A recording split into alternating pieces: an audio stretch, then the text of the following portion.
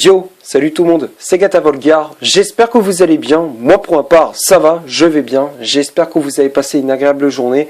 Aujourd'hui on se retrouve pour une nouvelle vidéo, donc on se retrouve pour le débrief du match Montpellier-Paris Saint-Germain, match qui comptait pour les demi-finales de Coupe de France, victoire du Paris Saint-Germain au tir au but, sur le score de 6-5, après une égalité entre les deux formations, voilà, sur le score de 2 partout. L'ouverture du score pour le PSG signée Kylian Mbappé à la 10e minute de jeu. L'égalisation pour les Montpelliérains signée Gaëtan Laborde à la 45e, juste avant la pause.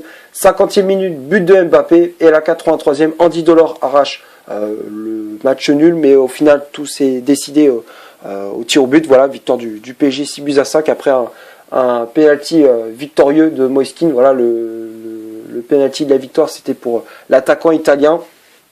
Et grâce à cette victoire, le PSG est qualifié pour la finale de cette Coupe de France. Voilà, donc ça a été un match compliqué pour le PSG, voilà, un match très difficile. Voilà, c'est vrai que Montpellier a très bien joué, voilà, franchement, bien joué les Montpelliérains. Malheureusement, c'est le PSG qui passe. Voilà, c'est dommage pour vous, parce que franchement, vous êtes bien débrouillés, vous êtes bien battus. Voilà, franchement, c'est une belle équipe de Montpellier. Et voilà, donc franchement, félicitations à vous. Bon, après, pour débriefer un petit peu ces 90 minutes, voilà, pour parler voilà, du contenu de ce match. 45 premières minutes, le PSG a très bien démarré son match. Voilà, on a vu une équipe du PSG qui avait envie de se qualifier pour la finale, voilà, de cette Coupe de France. Les Parisiens avaient envie de gagner ce match. On démarre très très fort cette rencontre avec le but d'Mbappé à la 10e minute de jeu.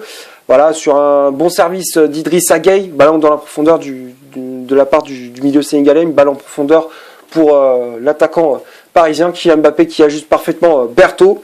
Voilà, donc plat du pied, sécurité pour l'ancien attaquant de Monaco, voilà, qui revient de blessure justement, et il nous a porté, voilà, donc tu voyais que il a porté l'équipe du Paris Saint-Germain à lui tout seul, il a fait la différence. Voilà, très bon match de la part de l'attaquant parisien. Donc à ce moment-là du match, le PSG mène 1-0. Puis derrière, Montpellier a essayé de réagir avec des occasions d'Andy Delors, justement, de Gaëtan Laborde, ou encore Florent Mollet de loin, ou même aussi le latéral, le piston gauche de cette équipe de Montpellier, Ristic. Voilà, donc heureusement qu'aussi on avait un bon Keylor Navas. Après, c'est vrai que le PSG a essayé de prendre le dessus sur les Montpelliérains. Le PSG a essayé de reprendre le contrôle de ce match.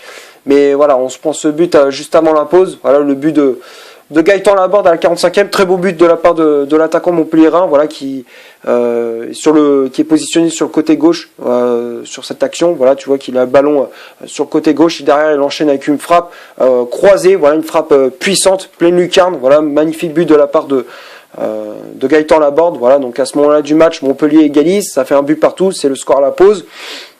Après, dès le retour des vestiaires, Mbappé redonne l'avantage au PSG à la 50e minute sur un festival, voilà, de l'attaquant parisien, festival de la part de Mbappé. Voilà, tu voyais, il part dans des dribbles, il élimine 2 joueurs de Montpellier avant d'enrhumer Victorino Hilton, le capitaine de Montpellier. Voilà, et puis derrière, il enchaîne avec un petit plat du pied, voilà, pour ajuster Berthaud une deuxième fois. Voilà, donc doublé pour l'attaquant parisien, donc à la 50e minute, Mbappé permet au PSG de mener 2-1. Après, on aurait pu enfoncer le clou, voilà, avec une occasion de Pablo Sarabia, voilà, sur une belle passe de Rafinha. Icardi qui avait laissé le ballon pour Sarabia dans la surface de réparation. Le contrôle, et puis derrière, il enchaîne avec une frappe qui est repoussée par le gardien montpelliérain. Et puis derrière, Di Maria qui était entré en jeu à la place de Sarabia. Et puis qui manque le 3-1, tu voyais que là il n'était pas dans son match, voilà, ou comme Neymar qui n'était pas rentré, qui rentre en jeu, mais au final il s'était même pas échauffé. Ça par contre j'ai pas trop compris pourquoi il rentre en jeu. En plus tu sais très bien que Neymar, moi je dis tout le temps qu'il a la maladie des eaux de verre. Dès qu'il rentre en jeu il se blesse à chaque fois. Enfin voilà, tout le temps il est vraiment fragile. En plus de ça, si tu l'échauffes pas, bah là, c'était sûr. Là, je me suis dit, s'il s'échauffe pas, là c'est bon, il va dans 5 minutes, il sort sur blessure, il part sur civière. Donc voilà, et puis au final, bon, ça s'est pas trop mal passé, mais voilà, tu voyais, Neymar, dès qu'il entre en jeu, on l'a quasiment pas vu. Di Maria, voilà, comme je disais, qui était entré en jeu, qui avait une occasion en or pour tuer le match, mais au final il a foiré. Et puis derrière, on se fait punir tout seul, voilà, avec le but d'Andy Delors à 83e, voilà, sur un très bon ballon de Florent Mollet dans la profondeur, voilà, ballon, voilà, c'est un ballon dans la profondeur de Florent Mollet sur le côté droit. Puis derrière, je crois que c'est Gaëtan Laborde justement qui avait le ballon et le service de l'attaquant montpelliérain pour Andy Delors, voilà, qui met son plat du pied, voilà, pour ajuster Keylor Navas, voilà. Donc du coup, Montpellier arrache le deuxième but, voilà, ils arrachent le nul, voilà. Donc à ce moment-là du match, égalité parfaite, 2 buts partout. Puis à la dernière minute, Paris qui aurait pu arracher la qualification avec Mauro Icardi et qui malheureusement voit sa tête repoussée sur la ligne, voilà. Donc c'était sur un corner repoussé sur la ligne par Vittorino Hilton, voilà, une grosse occasion pour le PSG. Mais voilà, après tout s'est décidé au tir au but. C'est l'équipe qui a les nerfs les plus solides qui gagne ce match. Voilà, c'est ce qu'on dit généralement. Dès qu'une équipe a les nerfs plus solides, c'est cette équipe-là qui gagne. Au final, dernier penalty Montpellier, c'est Junior Samba, je crois, si je ne me trompe pas, qui avait loupé son penalty, frappe qui passe largement au-dessus des buts de Navas. Et puis c'est finalement Moiskin qui donne la victoire au Paris Saint-Germain. Voilà, penalty gagnant, voilà, le penalty qu'il fallait surtout pas louper. Voilà, donc pour le PSG, c'est voilà, Moiskin qui offre la victoire pour le PSG et une qualification au final de Coupe de France. Voilà, donc on va passer maintenant à la composition d'équipe que Mauricio Pochettino a aligné pour ce match. Donc ça a été un 4-2-3-1. Après ça s'est transformé en 4-3-3 avec Gay en sentinelle, Paredes et Rafinha en relayeur. Mais au départ c'était plutôt un 4-2-3-1 avec Navas dans les buts. La charnière centrale, Marquinhos associé à Abdou Diallo qui a remplacé Kipembe suspendu.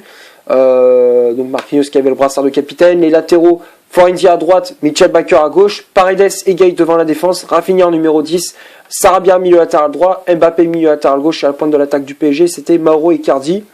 Et comme je disais, il y avait les remplaçants qui étaient entrés en jeu. Il y avait Neymar qui était entré en jeu à la place de Florenzi, Danilo à la place de Gay, Draxler à la place de Rafinha, Moiskin à la place d'Mbappé et Di Maria à la place de Sarabia.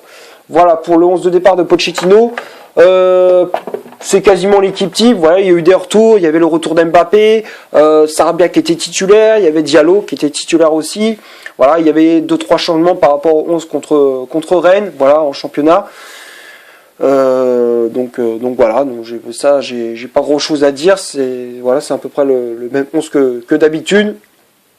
Donc après les statistiques de ce match, on va passer aux stats de cette rencontre. Les Montpelliérains, c'est 37% de possession de balle, 4 corners, 10 tirs au total, dont 5 tirs cadrés, une position de leur jeu. Et du côté du PSG, c'est 63% de possession de balle, 9 corners, 20 tirs au total, dont 9 tirs cadrés, 0 position de leur jeu. Donc tout ça, c'est du côté du PSG. Donc quand on regarde les statistiques, c'est vrai que le Paris Saint-Germain a eu une grosse possession de balle.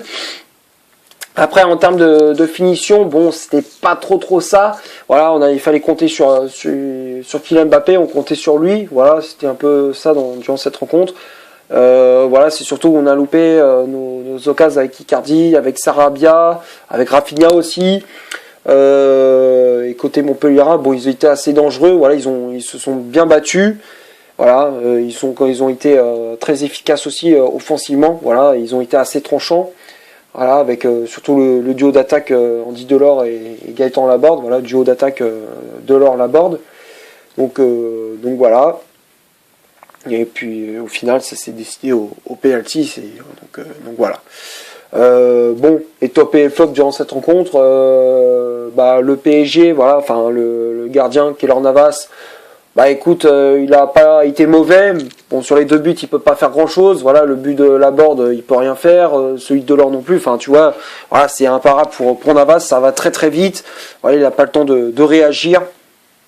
Donc voilà. Après, à part ça, Navas, il a été correct. Il a repoussé les tentatives de Ristich, de Mollet, de Jordan Ferré ou encore de Savanier. Voilà, heureusement qu'il était tout de même là, le gardien costaricien. Voilà, donc Pour moi, Navas, je mets dans le top. Après, la charnière centrale, Marquinhos, Diallo, dans l'ensemble, c'était correct. Moi, j'ai trouvé que Marquinhos, il a tenu son rôle de capitaine. Il a été le patron de cette défense. Il a été très solide. L'agressivité dans le duel aérien, il était présent. Voilà, dans l'ensemble, Marquinhos, ça fait un bon match. Diallo aussi, voilà, qui a été assez sérieux, qui a fait de bonnes interventions, qui a mis de l'agressivité, de l'impact physique. Les relances au pied, c'était assez propre. Voilà, donc pour moi, Marquinhos et Diallo, les deux, je mets dans le top. Après, les latéraux, Florenzi, Bakker, première mi-temps, assez correct de la part de Florenzi, surtout offensivement. Après, défensivement, c'est comme d'habitude, il a du mal à revenir. Après, la deuxième période, on l'a moins vu. Voilà, il a disparu un petit peu des radars, il a un petit peu disparu. Bakker, c'était à peu près la même chose. Match un peu moyen, voilà, un match assez moyen de la part du latéral néerlandais. Voilà, donc pour moi, Florenzi et Bakker, les deux, je mets dans le flop. Après, le milieu de terrain, Gueye et Paredes, dans l'ensemble, ça a été très bon match de la part d'Idrissa Gueye qui a apporté sa combativité, son volume de jeu, son agressivité. Il s'est projeté pas mal de fois vers l'avant. Il a été auteur du passe décisif sur le premier but d'Mbappé.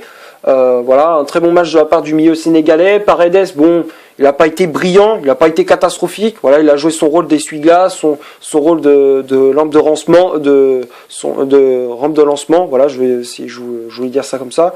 Il a été assez correct. Il a récupéré des ballons, il a fait la transmission entre la défense et l'attaque. Voilà, donc un match assez correct de la part de Paredes. Après, il faut aussi qu'il garde un petit peu son sang-froid parce que par moment il s'énerve vite. Voilà, Paredes, bon après c'est son caractère, mais bon là en ce moment je trouve qu'il est assez nerveux. Voilà, il faut qu'il se détende un petit peu.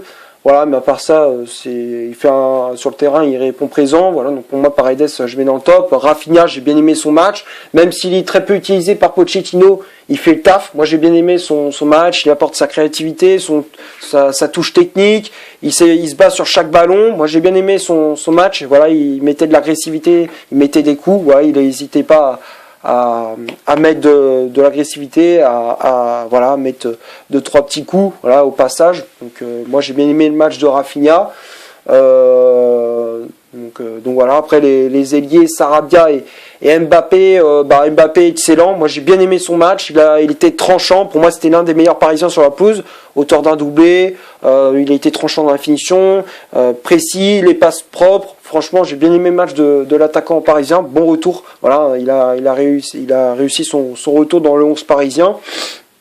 Voilà. Sarabia, bon, match moyen de la part de l'ailier espagnol. Il avait du mal. Dans les courses, il était un petit peu lent. Dans la finition, il n'était pas assez tranchant, pas assez précis.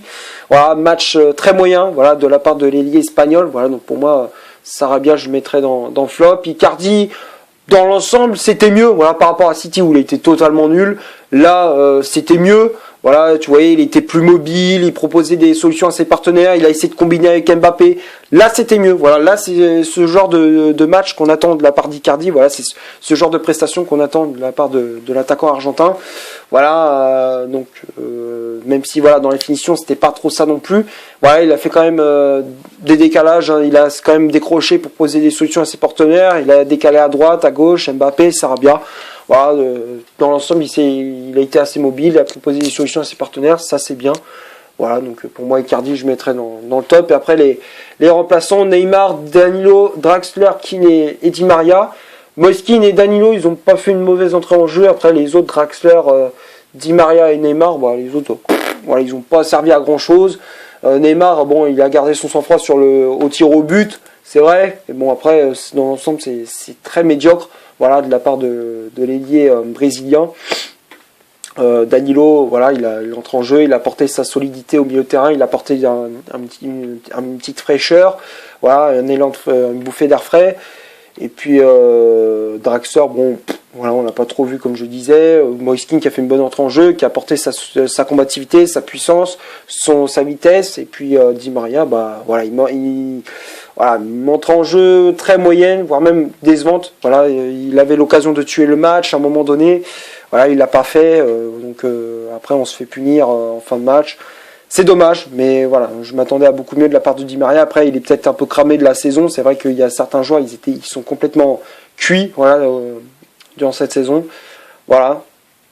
Donc comme je dis souvent, vivement la fin de la saison, mais voilà, j'espère qu'il faut qu'on gagne au moins cette Coupe de France pour éviter une saison blanche, voilà, genre qu'on gagne aucun trophée. Ça peut nous consoler, voilà, nous c'est la Coupe de France, généralement c'est un trophée que voilà, on se console avec, voilà, c'est un peu le trophée voilà, pour le Paris Saint-Germain, c'est le trophée qui console le PSG. Donc voilà, j'espère au moins qu'on va la gagner dans cette fin de saison. Voilà, donc c'est tout ce que j'avais à dire pour ce match. J'espère que la vidéo vous aura plu. Si c'est le cas, vous laissez un énorme like. Tu cliques ici pour t'abonner pour rien rater de mes vidéos. Tu cliques ici pour en voir une autre si tu souhaites. N'hésite pas à rejoindre mon compte Instagram qui est dans la description. D'ici là, portez-vous bien. On se retrouve pour une prochaine vidéo. Ciao!